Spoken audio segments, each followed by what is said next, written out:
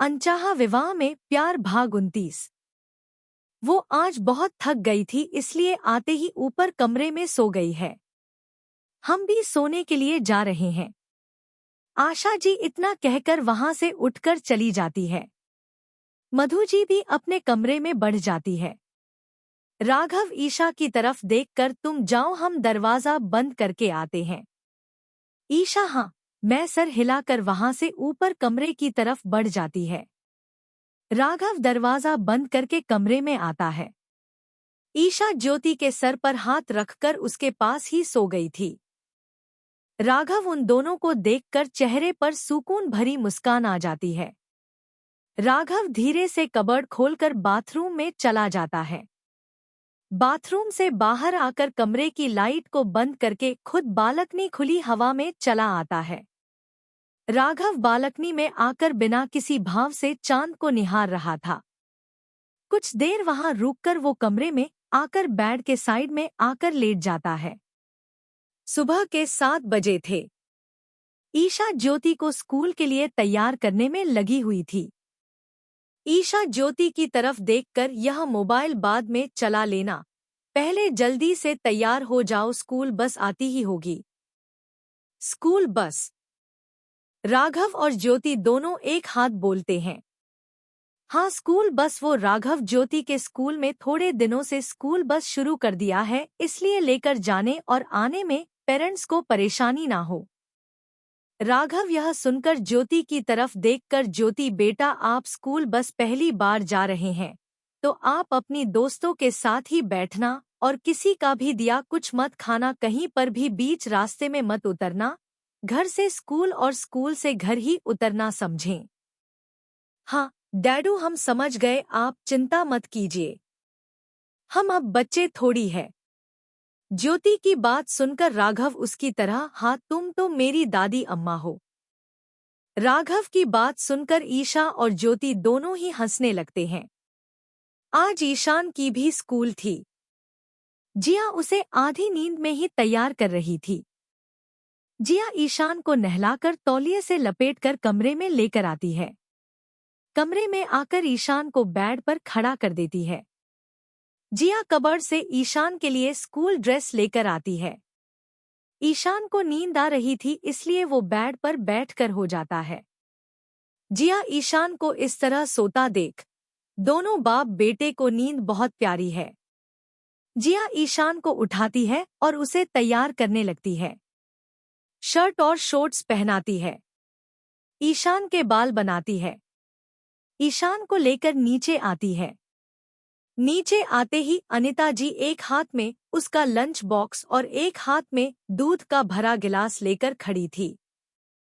अनिता जी ईशान की तरफ देखकर, अरे मेरा लाडला तैयार हो गया, यह लो दूध पी लो। ईशान दूध पीकर गिलास अनिता जी की तरफ बढ़ा देता है। अनिता जी लंच बॉक्स जिया को देती है उसके बैग में रखने के लिए। जिया ईशान को लंच बॉक्स को बैग में रखकर घर से बाहर निकलने लगती है कि ममता जी उसकी तरफ आकर ईशान के सर पर तिलक लगाती है। ईशान को लेकर जिया घर से बाहर निकल जाती है। आजकल के बच्चे को 3-4 साल में ही स्कूल भेजना शुरू कर देते हैं। अनु, तुम्हें पता है ना, राहुल को कितना लेट स्कूल भेजा था हम लोगों ने?